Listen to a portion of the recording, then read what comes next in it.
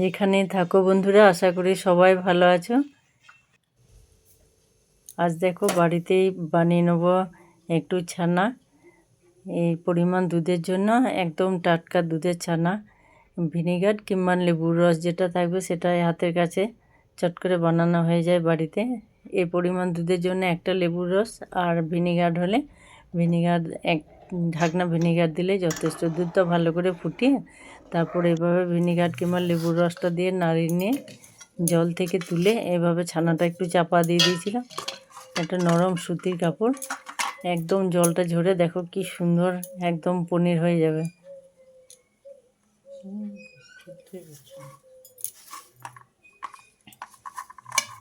একদম নির্ভেজাল, আর এটা যদি শুধু খাওয়া হয় তবুও খুব সুন্দর লাগে।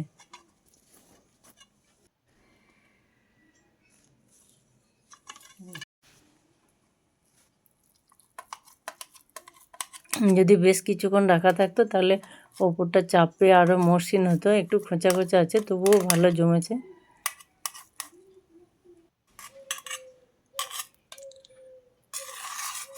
একই রান্না তো সবাই এক একভাবে করে, আমি বাড়িতে খুব সহজ আর একদম প্লেনভাবে কেমন করেছি সেটাই নিয়ে এলাম তোমাদের দেখানোর জন্য। দেখো কি সুন্দর মোটা মোটা, একদম বাজারের মতোই লাগছে দেখতে।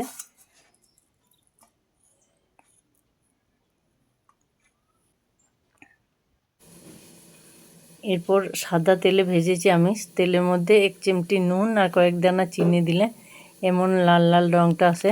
আমাদের সবাই এটাই খেতে পছন্দ করে। আর যেগুলো ছোট ছিল এগুলো আর একটু খরা করে ভেজেছি, এগুলো শুধু খাওয়ার জন্য।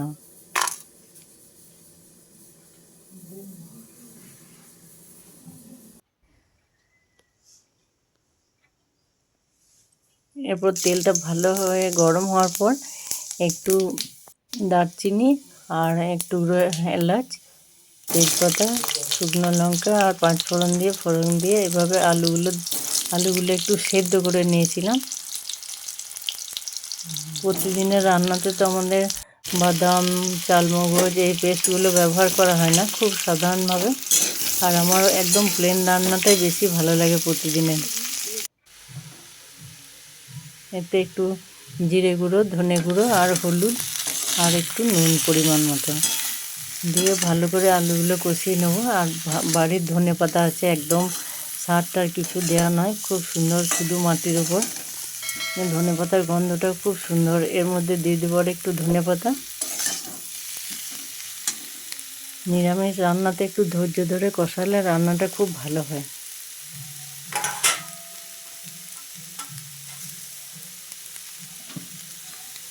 ধনে পাতাটা দিয়ে আবার একটু কষিয়ে নেব। প্রচণ্ড শীতের পর এবার গরমের আবহাওয়া, কোনো দিন আর একটু ঠান্ডা, কোনো দিন একটু গরম। এই গরমটা আবার শরীরকে সহ্য হতে বেশ টাইম লাগে, তাই এখন যত হালকা প্লেন খাওয়া যায় সেটাই শরীরের পক্ষে ভালো। আর এখন তো বাজারে প্রচুর মটরশুঁটি, অনেকগুলো মটরশুঁটি ছিল।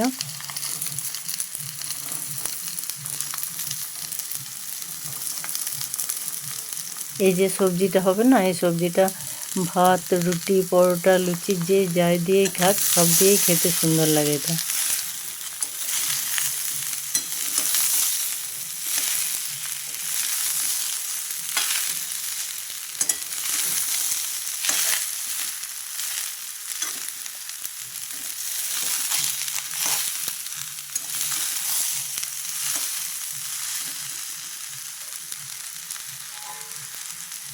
পেঁয়াজ, রসুন, নানা রকম মশলা দিয়ে রান্না করলে চট করে স্বাদ চলে আসে, কিন্তু নিরামিষ রান্নাতে একটু ধৈর্য ধরে না কষালে না তরকারি স্বাদটা ঠিক মতন আসে না। এরপরে একটু দিয়ে দিলাম গরম জল।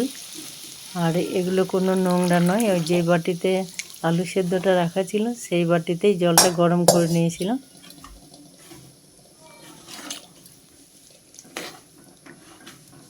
পরিমাণ মতো জল দিয়ে এরপর ঢাকা দিয়ে দেবো।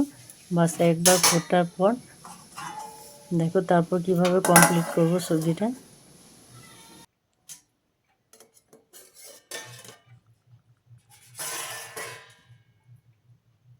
সেদ্ধ আলু দেওয়ার কারণে এমন ঘন হয়েছে আর দেখতেও বেশ ভালো লাগছে।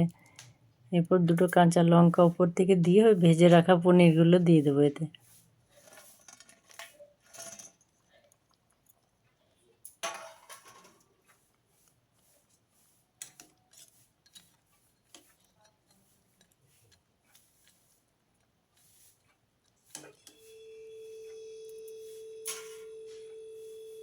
কোনোটা মোটা মোটা দানা থাকে আর যে একটু অনেক ছোট ছোট দানা থাকে সেগুলো একটু কষা কষা লাগে মটরশুঁটির, তাই জন্য দিয়ে দিলাম কয়েক ফোঁটা লেবুর রস।